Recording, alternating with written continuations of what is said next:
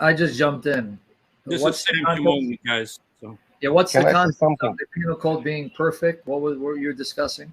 Well, the brother was giving an example for, people, you know, running away from certain hadith because they don't like it, and he cited, the penal code, and I would agree with him. Many people, many laymen do shy away from learning about the Islamic penal code because, in the West, it's seen as very foreign. Um, but what I really wanted to respond to, the main point was. Um, the reason why we don't accept the hadiths that you were showing on screen, like Sahih Bukhari, Yes. is because we literally think that it's like a completely different, like, hadith corpus. Yeah, from the We, Shia, right? yeah, right. So it's not like we're running away from the hadiths because we don't like it. No, we literally don't like have it. It has no value over us. The entire book. Okay, now let me Some, ask you so, yeah, go You are ahead. wrong here. because You I know need that. to because I want to ask you a question about your. Give us the name of your most authoritative collection of hadiths. I know that unlike the Sunni, where they say Bukhari is flawless, I know that you don't have a view of your own collections that you think they're all flawless. But the most authoritative collection of narrations for the Shia, what is it called? That would be Al-Kafi, Al-Sharif. What year was it compiled? It was compiled during the time of our 12th Imam. Yeah, give us Uh, the date. it would be somewhere in, I think, I know the Hijri date is 300 something, 300, Yeah, but it's 400. 300 So years after the Hijrah, right? yeah, right, right, So let's place the Hijrah around 622 AD, which is that's the right, date. So right, right. that means you just said, and everyone heard you. So your most authoritative collection of narrations comes from the 10th century, 900s, Yeah. Well, what and you what don't have a exact? problem with that.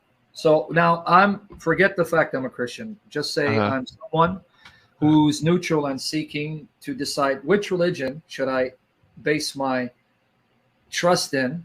Okay. And here you're telling me your understanding of this document called the Quran comes from a collection that's written 300 years after the supposed migration of Muhammad to Medina. But even that migration, the date is dependent on these sources that are centuries removed. So, what sources do you have from the lifetime of your prophet that you can document is from his lifetime that I can look to and trust for its historicity? Because the Okay. document Okay. comes 3 years later ain't going to help me. I understand. I What's understand. up, I'll Salim? answer. I'll answer that. So the Prophet, he said that he left behind two weighty things. How do you know he said that? This So is you're this is known as a mutawatir hadith. There are more than 100 chains. okay, friend. Before I'm not trying to cut you off. Yeah, This mutawatir chain, yeah, you just begged the question. You didn't answer my question. So let's cut yeah. to the chase. You're now quoting to me a source that comes 300 years later, where it's multiply attested 300 years later. What I'm asking is, show me from the reported time of your prophet that he said this, not from a document or documents where you have multiple people coming centuries later telling you this is what they heard, the generation before them and the generation before them, generation. What evidence do you have from the 7th century your prophet said this? Well, the hadiths that are narrated in Al-Kafi don't all go are not they don't all go back to the Prophet. They go back to the Imams. The majority of the hadiths are from our Imams, and the Imams are direct descendants from the Prophet. Can you Everything prove they that? say, it's from Prove here. See prove again, what? you keep begging the question. Prove to me that these imams are the descendants of Ali by first showing me that Ali existed in the 7th century and married Fatima, not from later sources, but from the first century Hijri. I'm still waiting Well, for this. You the keep thing begging is, the question. Al-Kafi is a compilation of hadith. It's And when did it come compiled. again? When did it come?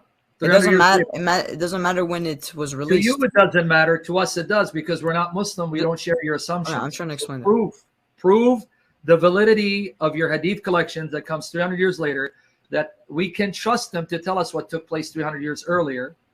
So stop begging the question. I'm not a Muslim, so I don't share your assumptions. Prove it. Okay. I'm asking for historical data from the time when your prophet supposedly lived. In fact, how do you know he lived in the 7th century? Okay, so like the brother Alamdar said, he said that the Al-Kafi was compiled during the time of the 12th Imam. That was during the presence of an infallible person to overlook it, right? You believe that, right? I don't think. Yeah, I believe that. I believe that. Fraud. Prove it. See, you keep going back to 300 years later, an imam that you think is infallible. Not 300 years later. It was in the same time of the publication. It was during the time. It was during the time of the occultation. The ghaiba. How do you know what time the occultation was? What's your source for it? Where are you getting? It's the hadiths from the imams, from the deputies of the imam, the 12th imam. This hadith that you're reading, when was it written? During his time. During the time of the time? We already went over this in the beginning. But your friend here said no, it's not 300 years later, and I'm going with your dating. It is 300 years later. So this hadith is 300 years after the hijrah, right? You must understand. We're talking about the imams. We're not talking about the prophet. Yeah, but these imams, the only way you know about them is because of this document that you told me was written down 300 years after the hijrah. So let's try this again. What source do you have from the 7th century telling me that Muhammad existed in the 7th century, migrated to Medina in 622 AD, and he had a son-in-law, Ali? Give me sources from that time period, not 300 years later. What source do you have?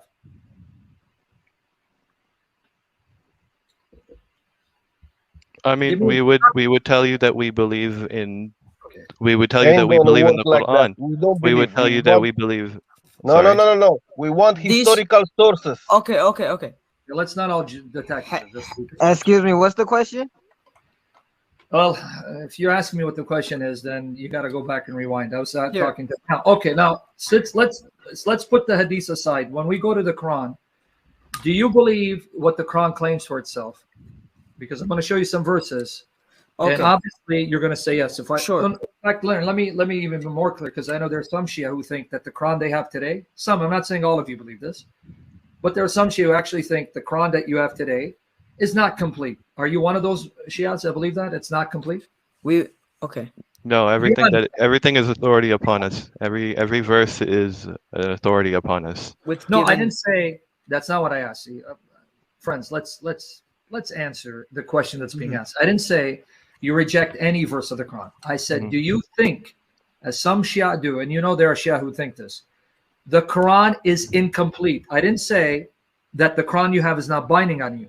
Do you think it's incomplete? Okay, if I can go first. Personally, I believe that the certain interpretations maybe can only be understood through our imams. But I think what we have is, what we have.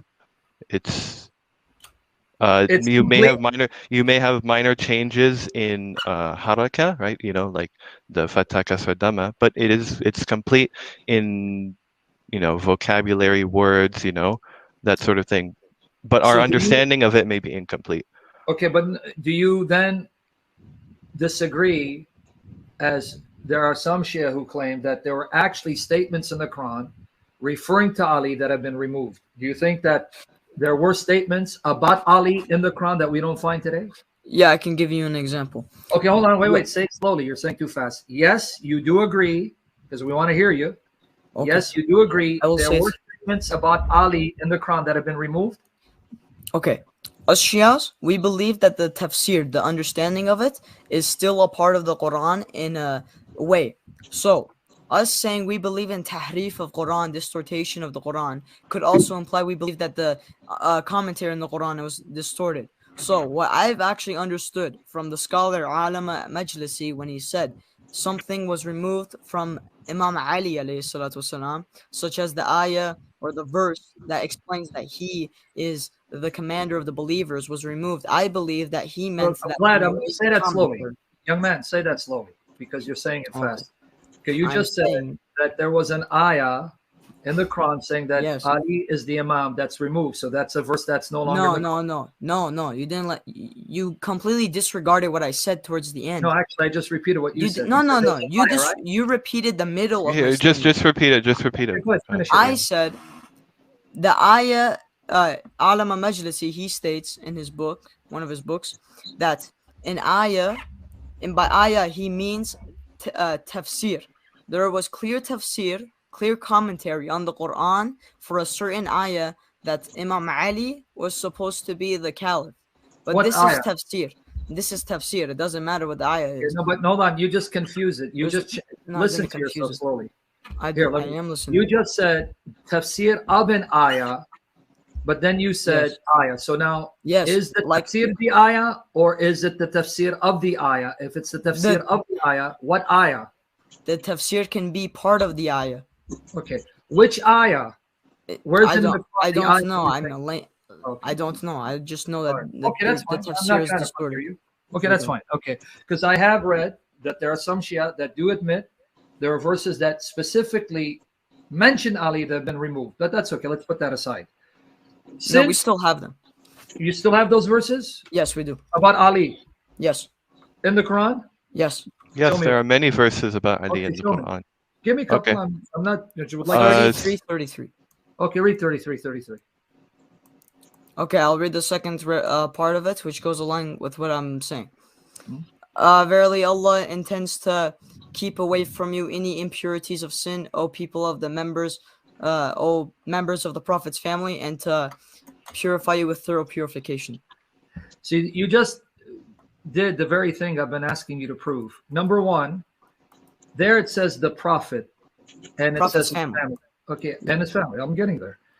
Apart from these hadiths, how do you know who this Prophet is, and how do you know who the members of his family are? Can you show me that from the Quran? From the Quran? Yes. Not necessarily. So now if you're going to tell me that the family of your Prophet means Ali and Fatima and Hassan and Hussein, as opposed to the others, like the Sunnis would argue with you, and I don't care about who's right, that's your debate.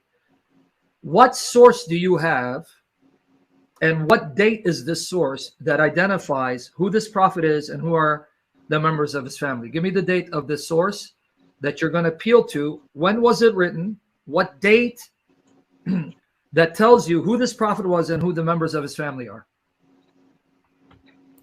The oldest source for this? Yeah, the earliest one you have. Give me the date of it. Kitab Sulaim, and it's earlier than Sahih Bukhari. It came out within the first century, 714 AD.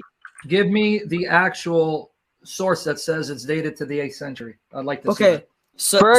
First century.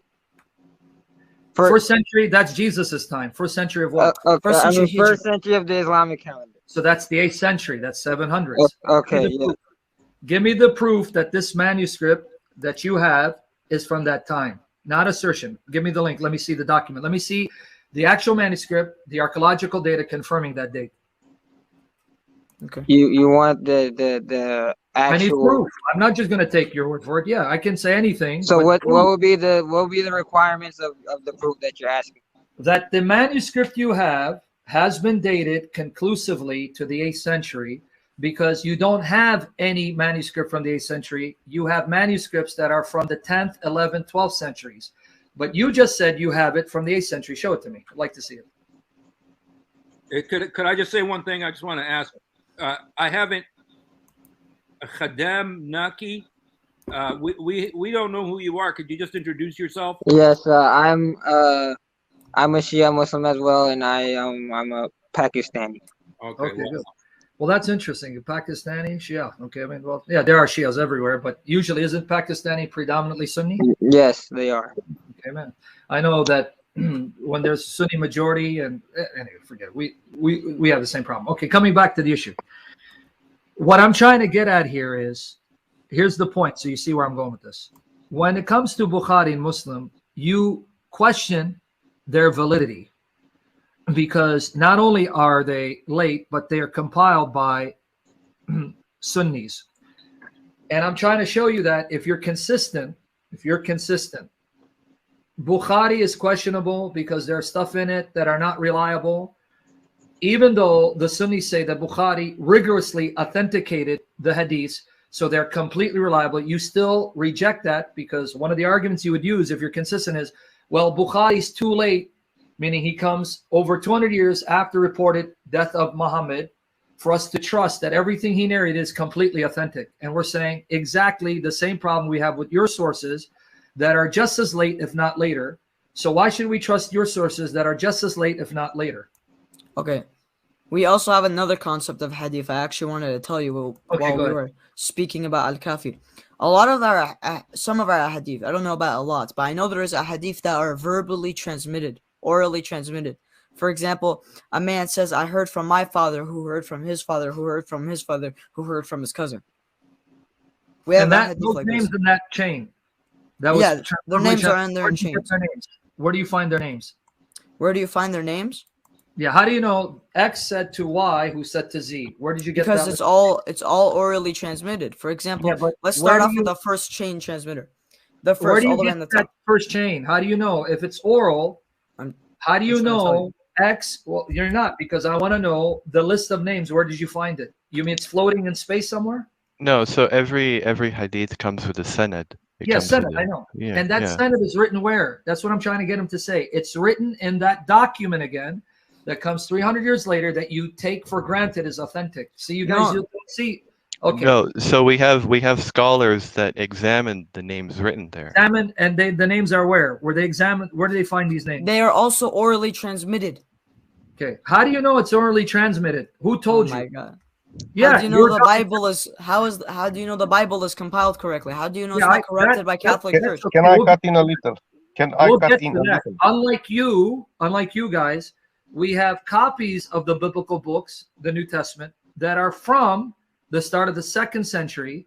And we have the writings of the individuals themselves who were disciples of the apostles, not sources that come 300 to 400 years later. How do you know they're not attributed?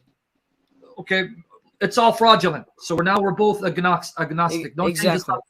Don't change the subject. Now come back to you. See, nice trick. You're trying to change the subject. Come back to your issue. The oral transmitters, their names. How do you know who their names are? Where is it found? Where'd you find this? Biographies. Biographies that are oral or written? Both. Okay.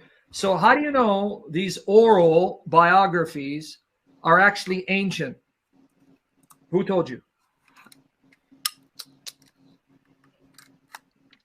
Well, this would be mostly the job of Rijal experts. They would check the validity of men existing during the time period, during they would see how they, the period they lived in, their relation to the imam, right? Okay. How close they were to the imam.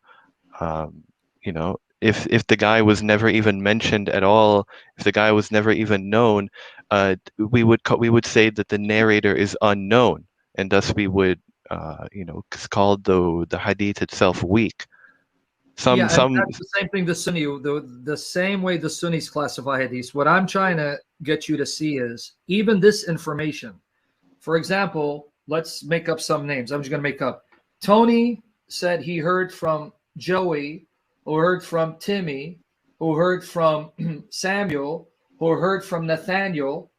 Okay, now that list that I just gave you, that list of names, where do you get that list of names? You get it in that document. That's what I'm trying to get at. Everything you're telling me about the transmitters is coming from a document that's written hundreds of years later. You're not giving me a document that's within the lifetime of Muhammad. Do you have such a document that's from the lifetime of Muhammad? If you don't, let's now talk about the Quran, because we're not going to accept your hadiths, just like you don't accept all of the Sunni hadiths. So let's at least focus on what the Quran says. Let's not bring outside sources, because at least you and the Sunnis agree regarding the Quran. So let's talk about the Quran.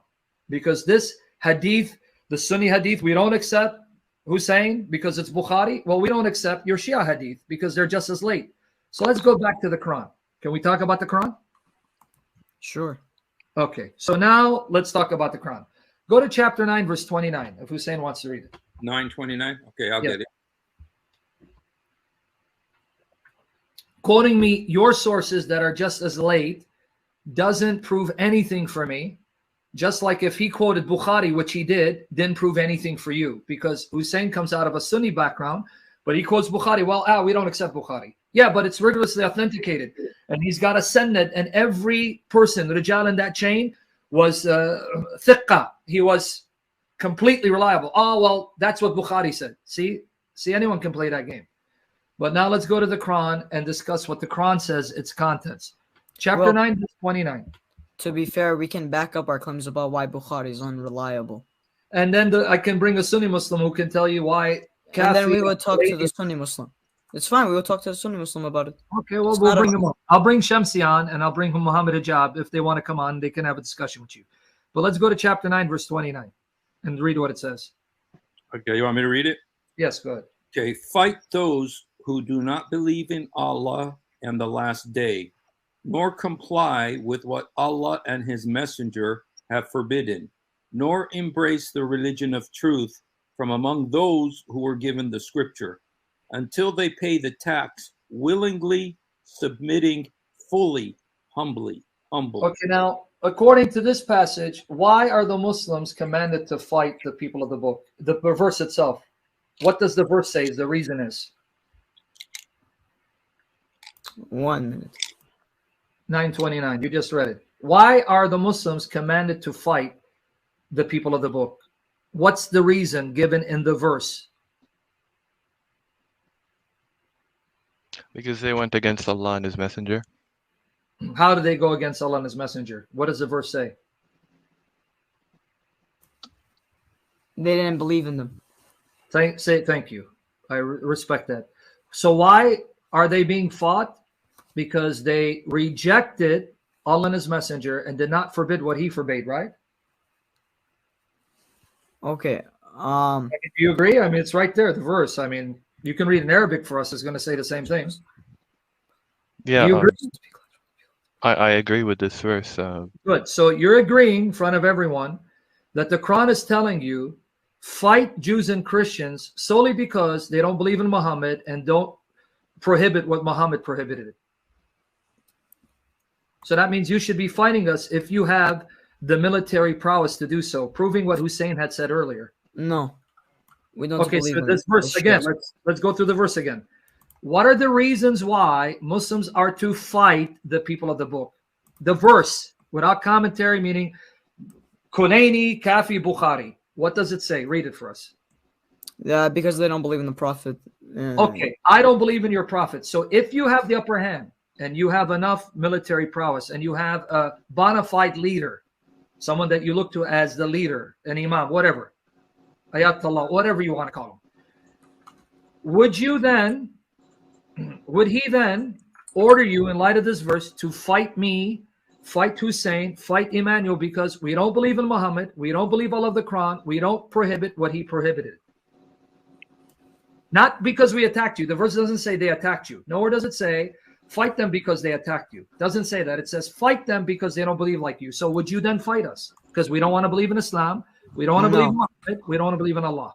So, a quick question: why are you universalizing this verse? Why should we not read the chapter in its entirety? Why are you universalizing? And show me where it is particularized. Show it to me. Show me where this passage is particularized to a specific time and place. Where does it say that? It says, fight those who do not believe. One. So how's it no, but this verse is part of a greater chapter, is it not? Okay, read it. I'm saying you can read the first 28 verses, and it doesn't change the contextual meaning of 29, because I'm aware of what verses 1 to 28 say. But 29 is now speaking about fighting a different group from that mentioned previously from verses 1 to 28. I'm very familiar with the context. So what in this verse makes it particular to a specific people at a specific time, when verses 30 to 31 actually show you the reason why you're fighting them is because of their beliefs? Because in 30, it goes on to say, And the Jews say Uzair is the son of Allah, and the Christians say that the Messiah is the son of Allah. And in this, they imitate the disbelievers of old. How perverse they are, may Allah fight them. So again, if I read 29, 30, and 31, where does it say in that context that the reason why the Muslims are to fight the Jews and Christians is because they've attacked Muslims, as opposed to attack the Jews and Christians for their belief? Read it for me, 29 and 31. Show it to them, Hussein.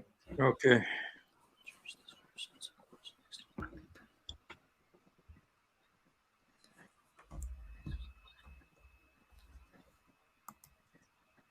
So you're at 29, I read 30 and 31. Why the Muslims are to fight Jews and Christians?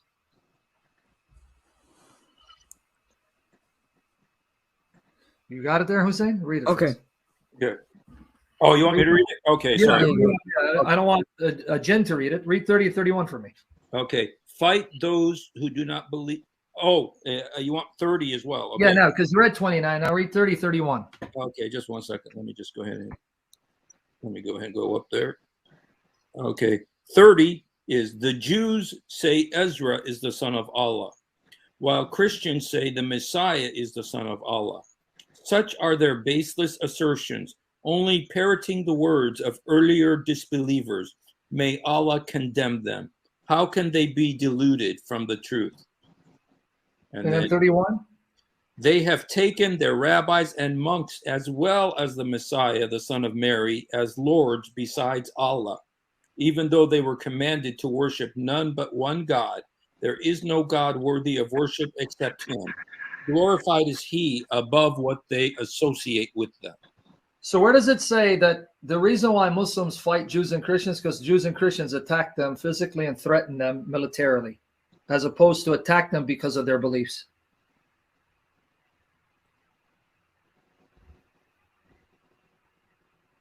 So as you're thinking about it, if right now your leader, that the Shia all agree, can lead them to battle, says, go and fight the Jews and Christians because of their perverse beliefs, would you join them and would you be okay with it? So you're asking me if my imam, my infallible imam, commanded me to, would I do that? Yeah. Yeah, I would. Okay, thank you. Now, you're honest and I respect that.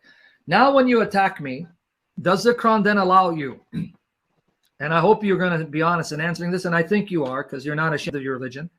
Now, let's say your infallible imam says, okay, go and attack these people in America because of their beliefs.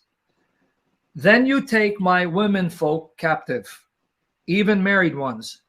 Do you agree, per chapter 4, verse 24 of the Quran, Surat An-Nisa, that means you can then take my women folk, whether it's my mother or my wife or my daughter, and have sex with them because now they're your property, according to chapter 4, verse 24. Yeah, Say it. Wait. Yeah, what? Say it. Yeah, I believe we can take right-hand possessions. Good. See, now I respect you because you're not ashamed. You just admit in front of everyone that if your infallible imam says, go fight the Jews and Christians because of their belief, not that they attacked you, because of their belief, you would do it, and then you would take my wife or my mother or daughter, and you can have sex with them because you can have right-hand possessions. I'm glad you admit that. So you just admit, even a married woman, you would take her and you'd have sex with her. Excellent. And you see why we despise your religion? Because you just admit you would take my wife and you would have sex with her, committing adultery, and also this would be called rape because no sane woman who's been taken captive would gladly have sex with her captor, especially when her husband's alive. So thank you. This is why we despise your religion. Okay, but the same thing is in the Bible. What's your point? Our Bible's corrupt, right? Why are you worried about No, I didn't say it's corrupt. I asked you if you believe, if you want to apply your logic to this. In fact, no, actually, no. My Bible does not allow anyone to take a married woman and rape her. Do you want me to answer you? Deuteronomy 21, 10 to 14 shows your Quran pales in comparison because in Deuteronomy 21, 10 to 14, a revelation given 2,200 years before Muhammad, it says, when you are fighting and there's a captive woman, You are to marry her. You don't take her and rape her and then sell her off. You give her the status of a wife, and if you divorce her, you let her go. You cannot sell her.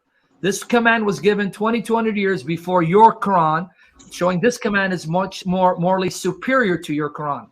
So keep my Bible out of it. Deal with your past. Are you going to allow me to refer back to the hadith, or are we still putting the...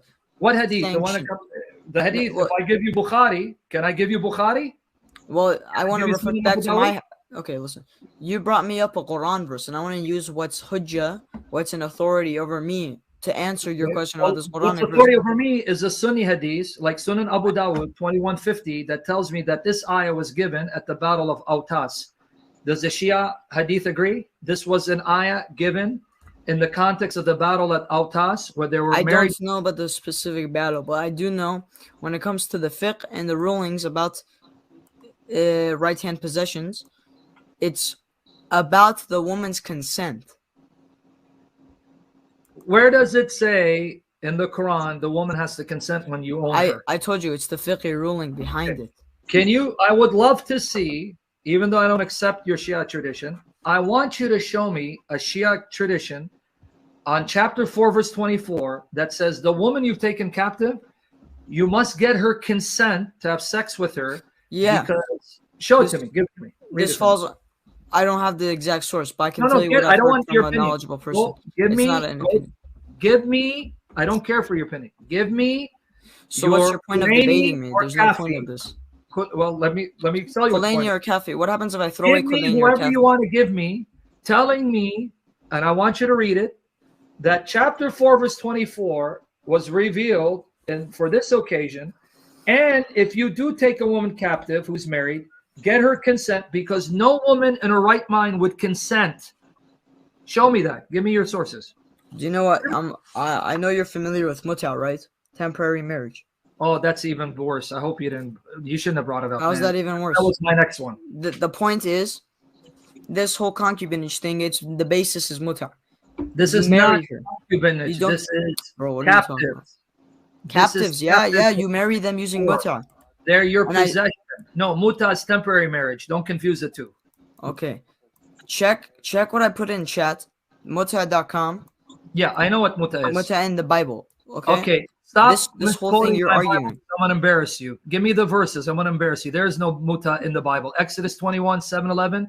When you misquote my Bible, I'm gonna end up embarrassing you. No, I'm not misquoting. I'm asking you. All right, whatever. Okay, come back to the issue. Don't change it to the Bible again and run. I'll refute all your distortions of scripture. Stick with it. Since you mentioned muta, is muta still binding on the Shia, unlike the Sunnis who say it's abrogated? What do you mean binding on the Shia until? Meaning you can still do muta. It's one of your rights if you want to do it, unlike the Sunnis who say it's abrogated and it's zinnah.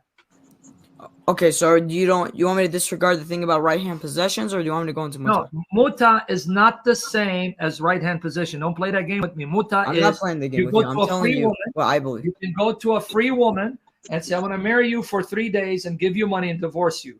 This is a captive. She's your property. She has no choice. You own her.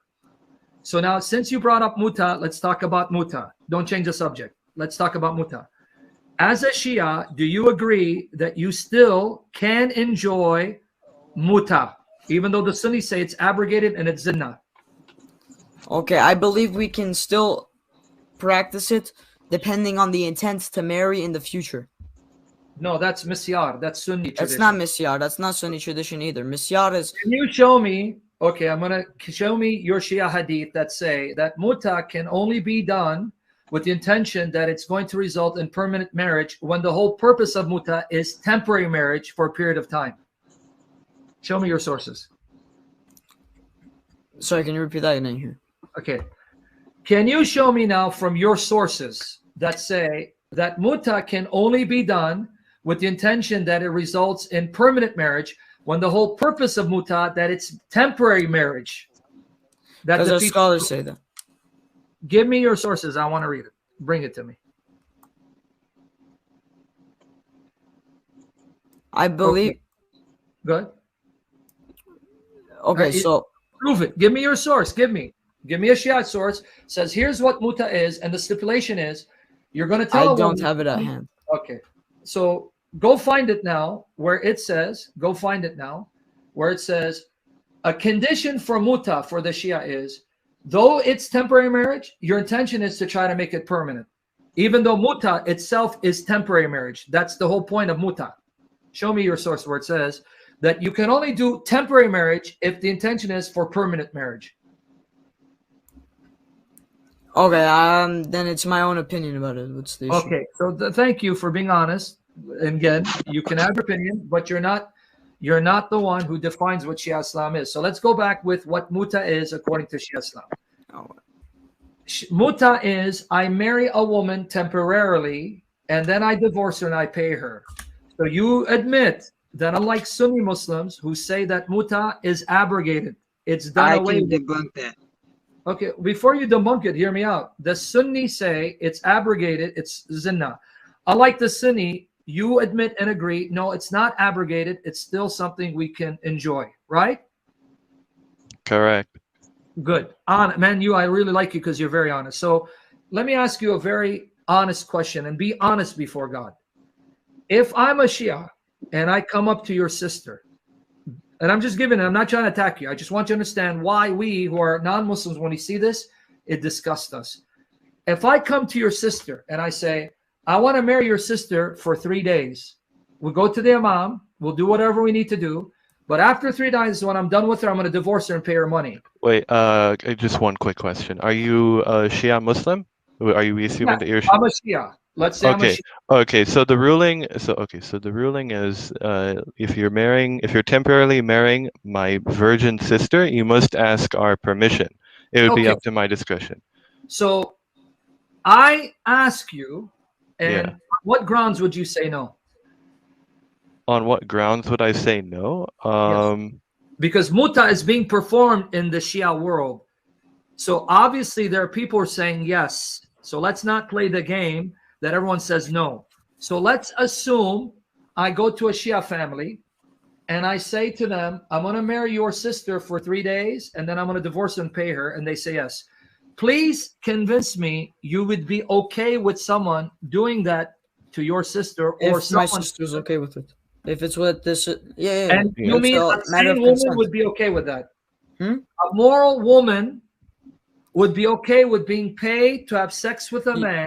You have to get her permission as well as ours. I can't force her into it. That's just what I'm trying to get at. Which morally sane woman who has any decency would say yes to such a practice when the purpose of the practice is the man to have sex with me, unless the woman herself is a whore who just wants to have sex? Well, that's the thing. This situation is not common. It won't happen. I guarantee. It's not common. You're telling me that in predominantly Shia countries where the Shia are the majority, it's not common. Who are you kidding, man? You trying to kid me? No, I'm not trying to kid you. From what I know, you're doing it in England. There are Shia in England. One who I spoke to years ago in Paltak is, I'm about to go do muta marriage with someone who wasn't even a Muslim. It was one of these English women, native English woman. He goes, I'm busy. I'll talk to you later. This was on Paltak years ago. I go, what are you doing? I'm going to go do a muta marriage with this English woman. You're doing it all over. You're doing it in England. You're doing it in America. You're doing it in Shia countries. That's crazy. Because listen, if it's an English woman, it's not a Shia. So your whole analogy was that you're a Shia person asking another Shia person for Shia sister. You know why? Because your Quran says you can marry Jews and Christians. Chapter 5. So you're telling me you can't do muta with a Jewish woman or a Christian woman? You can. I'm saying that your analogy is terrible. Yes, you can. You can. Thank you. That's all I'm getting at. So you just convinced me. You just made my point. He was doing muta with a Christian girl who was okay with it because she was a Christian by name. Because a decent Christian woman who loves Jesus would say, the hell with you, you satanic bastard. I'm no whore. It's pretty much prostitution. Yeah. I mean, how does that tell you morally? Like what Sam was saying, somebody tells your sister, your own sister, what does your conscience tell you about that? Well, if I had a sister, I would leave it up to her opinion. Okay. And you'd be okay with that. Honestly, before God, you'll be okay with your sister. Say again that, please. I Say think again I what would. you said about your sister. I Say think again I what would. you said about your sister.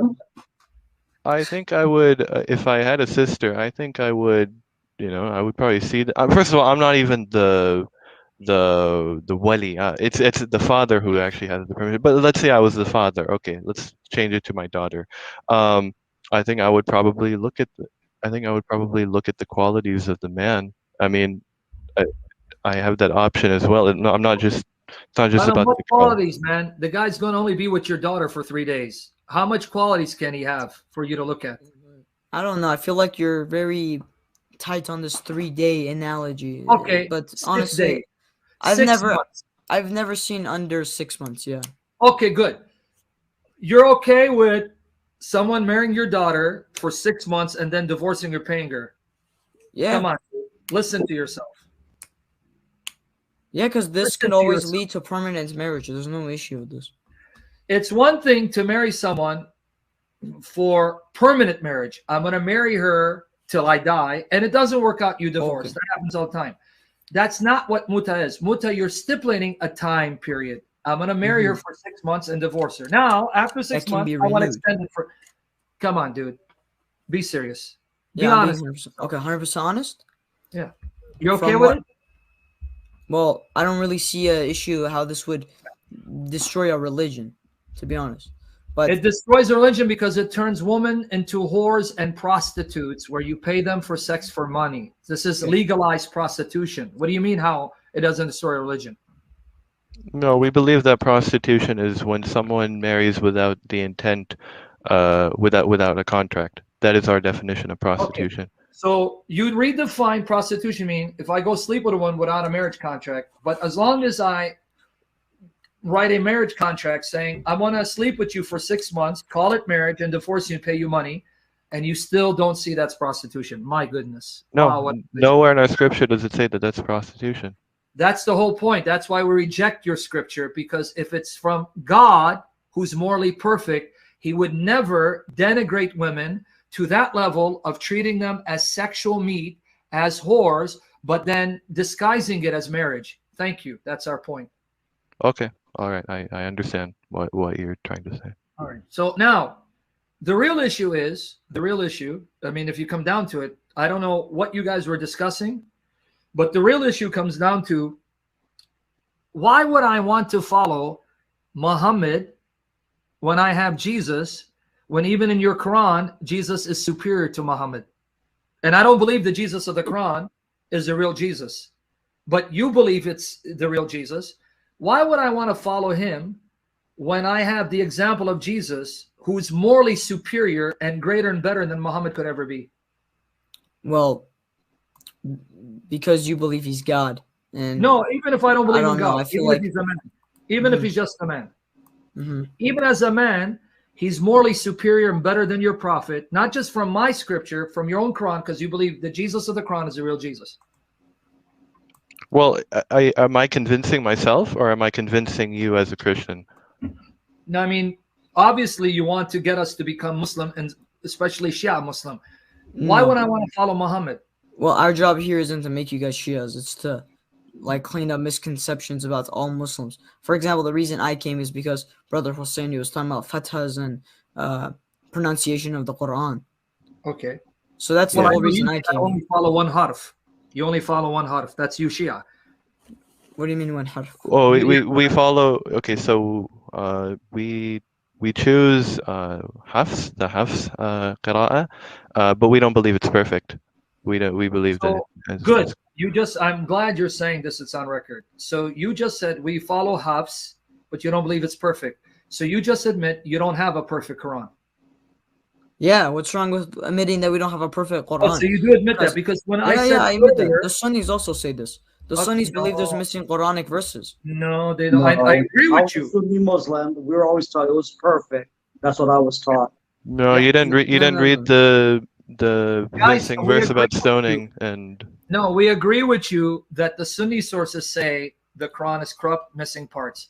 But Sunnis are taught, and we can play them, the Quran is perfect, every jot, every tittle, nothing missing, perfectly preserved, unlike the Bible corrupt. Okay.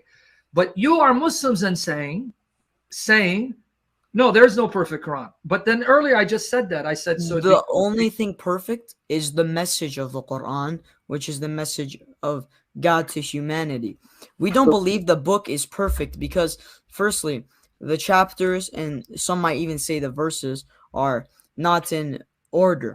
That's one thing. What's this on the screen? Oh yeah, I don't know. Yeah. Sorry. But yeah, So, we don't believe the Quran is perfect. You're talking about hafs. We're not talking about chapters and verses. We're talking about the hafs reading of the message. Is the message that you find transmitted by hafs perfect? Well, I'm not knowledgeable. We all we know is, or I don't know about just a layman, but all I know is that there are many nuances to tahrif, distortion, right? What our imams have told us, right? I don't know if you'll accept this, but what our imams have told us is that whatever we have, follow that. If you have questions, ask us. That's why many of our imams give us interpretations of certain verses, right? For example, in Surah Zukhruf, Ayah 4, we believe that this verse refers to a revered figure rather than simply being a noun, right? But we still follow what we have. Yeah, I agree. You follow what you have because you have no choice but to follow it. But what you have, you don't believe is perfect. That's what I was trying to get at earlier, and you just finally admitted it. Well, I said this earlier. I mean, I thought I told this to you earlier. There are many nuances. If I could just say one thing, you guys, I just want to say that I have a friend. His name is Andrew. His name wasn't Andrew before; it was Ahmed.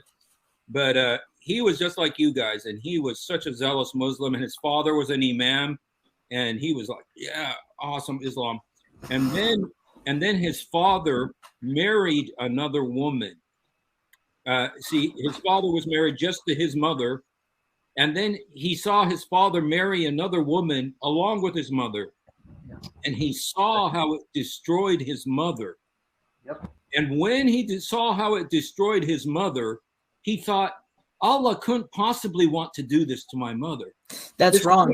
But I'm just telling you what he said. Yeah, he said, I can't believe that Allah would allow this to happen to my mother. You know, that Allah did. And so, you know what he started doing? He started saying, you know what? I think we just don't understand Allah's word. So he started studying. He closed himself off for like 6 months in a room with books, every book. He wanted to find out, did Allah really say this? And he found out at the end, you know what? Allah did say this. And you know what he did? He left Islam. And he's warning other people against Islam because of it. And so you're saying this stuff, this unbelievable. I don't believe the stuff you guys are saying about your own daughters, about your own sisters. I don't believe you're saying this kind of crap, you know. But, you know, you say this now because, you know, your book makes you say it. But if it was ever to happen to you, you're going to find out how devastating these teachings are. I am not agree with you. They admitted they will allow that to their sister. They do not care about their own family. That is what is Quran teaching: hate and sex. No. That is all about Quran: hate and sex. In fact, that's what I want to ask you guys. What do you believe about Aisha's age? How old was she when Muhammad married her? I take the historical standpoint that she was around 17 through 21. Okay, because that's what I expected. The Shia go with a different age. But now in chapter 65, verse 4, how do you get around the fact in your Quran, 65, verse 4, it's talking about divorce and the iddah, the waiting period. And there you're given scenarios of women who are old, menopause, who don't have periods. How long is their waiting period to remarry? 3 months. And then it talks about girls who haven't had their periods yet. They've been divorced. How long should they wait? And it says 3 months. So in this ayah of the Quran, even if you want to say Aisha 17, you're still left with your Quran allowing Muslim men to marry pre-pubescent, premature minors who haven't had their periods. Yeah, that's the ruling, but we don't believe that they can consummate them in marriage. Then you didn't follow the verse, because the verse says the iddah, the waiting period of such a young girl, is 3 months, where in 33:49 says if there's no consummation, there is no iddah for the girl. So you're not paying attention to the verse. Now you're trying to derive fiqhi rulings. No, read it. This is about the idda, the waiting period for a divorced woman. And then 3349 says the woman who hasn't consummated sex, there is no waiting period. It's not a fiqhi ruling. I'm reading the plain meaning of the verses. It's in front of you. 3349, 65:4. Read 3349. Is there any idda waiting period for the woman who hasn't consummated marriage? Read it for him. 3349. Okay, if you're talking that way, then no. As far as I know, I don't know. I could also refer to the scholar that I follow. Here's what it says. Oh, believers, if you marry a believing woman and then divorce them before you touch them, they will have no waiting period for you to count. Give them a suitable compensation and let them go graciously. Okay, so there's no waiting period for a woman you haven't touched sexually. But now go back to 65, verse 4. And in the Arabic, it's the word iddah. It is the same word, iddah. So 65, verse 4. Okay. And for women past the age of menstruation, in case you do not know, their waiting period is 3 months. And those who have not menstruated as well. Okay, so did you catch it? The ayah is talking about you got women who are old who have no more periods. How long should they wait if they're divorced? 3 months. What about those who haven't menstruated yet? They too wait 3 months. Well, the only women who do not menstruate yet are premature, prepubescent minors. So your religion allows you to marry premature minors, prepubescent minors, and have sex with them and divorce them that someone else can marry them. No, now you're slandering. That's what I was trying to correct you earlier. We can marry them, but we can't consummate them. You're not listening. There is no waiting period for the young girl that you haven't consummated marriage with. And it's waiting period. No. Can you reread 3349 for listen, our friend? You can show these verses all you want, but I follow the marja that I follow, Sayyid Sistani. He gives a clear ruling on the various waiting periods. Goes against the Quran. Okay. No, it's not going against the Quran. Yes, it is. 65 verse 4. Friend, what do you not see? 3349 says there is no waiting period for the woman you haven't consummated marriage with. And 65:4 is talking about those women who have been divorced. What is their waiting period? Meaning they have been touched sexually. I mean, what do you not see? You can give me Sistani and Merawani. I'm giving you the Quran. I don't know what context this verse is being revealed in. I don't know. Okay, well, read verses 1 what our Imam said about this either. We have to go into we don't just read verses before and after. That doesn't. I'm literally making commentary. Go to Kulaini Kafi. Read them. Give me their commentary on this. I want to see.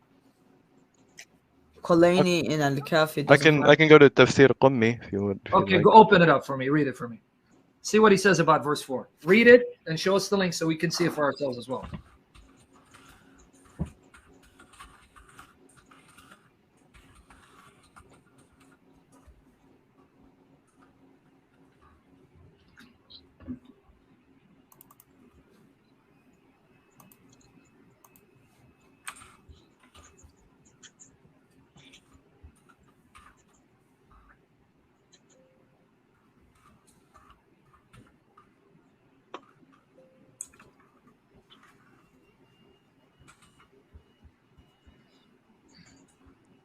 By the way, Emmanuel, let me know sometime in February to bring you on to share your testimony. Yeah. So Emmanuel is a sinner. Say it again. I can't hear you. Wow. I said Emmanuel is a sinner. Yeah, he is. So we all are. He needs to learn how to speak. I'm just kidding. Okay, he's going to read Tafsir Qummi for us on 65:4.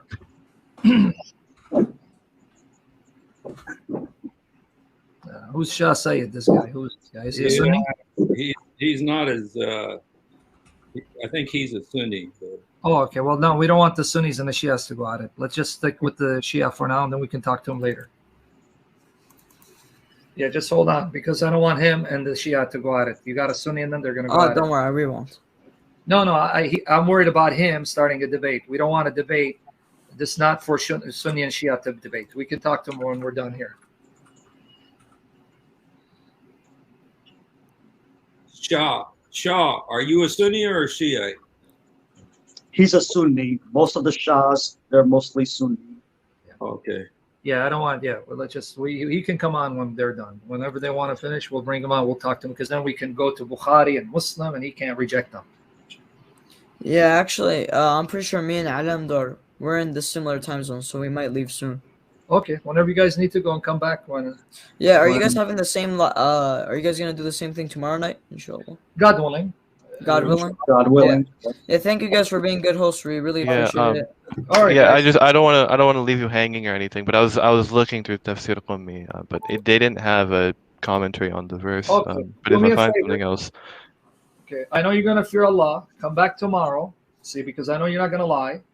You're gonna go find me a commentary on 65:4. You're gonna bring the link to us tomorrow, God willing, and shut up. We're gonna see if they agree. These are prepubescent girls who've had sex, which is why they have to have a waiting period, because the Quran is clear. There is no waiting period for those women that you haven't had sex with. So get it for us tomorrow, God willing. We'll be here. Inshallah. All right, me and Alamdar, we will try our best. All right, guys. I will always be here. I will also be here tomorrow. All right, inshallah, we'll see you guys. Yeah, thank you guys for being good hosts. I honestly appreciate the hospitality. May God bless all of you guys. May whatever deity you worship bless you guys. Jazakallah khairan. Barakallah fi. All right. May the Lord Jesus guide you. Take care, guys. You guys have a good night. All right. Okay, now you want to deal with Shah? Saeed? Is that where you want to go? Start getting all these Shiites. I've been begging the Sunnis to come on. I have 14 of them here that I want to get on. None of them come, but all the Shiites. The Shiites are braver than Sunnis, you guys. You see? At least they're honest, man. Hey, I gotta give They're it to very them. respectful, honest, yeah. Anyway, so you want me to stick around with Shah, or do you want me to go back to my? Shah, I sent you an invite. If you want to come on, come on. You can have it out with Sam if you like. Yeah, because I was talking about John 17:3, but I'll wait, and that's good. See, so then if he's not coming on, then what you're gonna do? If you're done, then you're gonna come join me on my stream and listen to me talk about John 17. Okay. Let's see if he comes on. Shah, are you gonna come on? I sent you the invite, bro. Yeah. Black Mamba was getting animated. Yeah, see, look, they have no respect for the sisters. How could you? Dude, it's like stuff they were saying, and I think they're in the West someplace. I'm thinking. Yeah, I'm pretty sure. I hope they could think about what they say. Going back to the Surah 929, I hope they could really just dive and think about what they just said. Mm-hmm. Is that okay? Even for me, as a Muslim, I was like, this is bothering me. Kill them because they don't believe. Exactly. You know, and exactly. So and you see what I did, right? Because we're at a disadvantage, we don't have their hadith collections translated. So then you got to use a different approach with them. Yeah. And the right line of questioning. You see, that's why I called you, man, because I just said, dude, all of a sudden, all these Shiites, all of a sudden we got 3 Shiites come in, and I'm thinking, dude, he's like, I'm not that well equipped. We were talking about the Fatha, you know, and it was just like, dude, I'm not really equipped to deal with these guys. I gotta brush up on my Shia info, man. Yeah. And by the way, but you heard them. You got them on record now. They don't believe the Quran is perfect. They said it. That was amazing, man. Yeah. I know the Shia are told the Quran you have today is incomplete, and there are verses that have been removed. But they use taqiyya to tell Sunnis, no, we believe the Quran is perfect because they want to avoid persecution. Anyway, I like that. So I don't think this guy's coming, right? Yeah. If he comes, text me because I'm going to go back to do John 17. So if he's not coming on, if you want to wrap it up and send your people to my channel to make my channel better than yours, then I'll appreciate it. Amen. All right. Anyway, if he's coming, let me know. Text me. Yeah. Text me. Thank you so much, man. It was awesome. God bless you, brother. Great. Yeah. It was great, and it was, I think it was. Thank you, brother Sam. Amen. I'll see you guys. I want to go to John 17, the only true God. All right. Hallelujah. God bless you.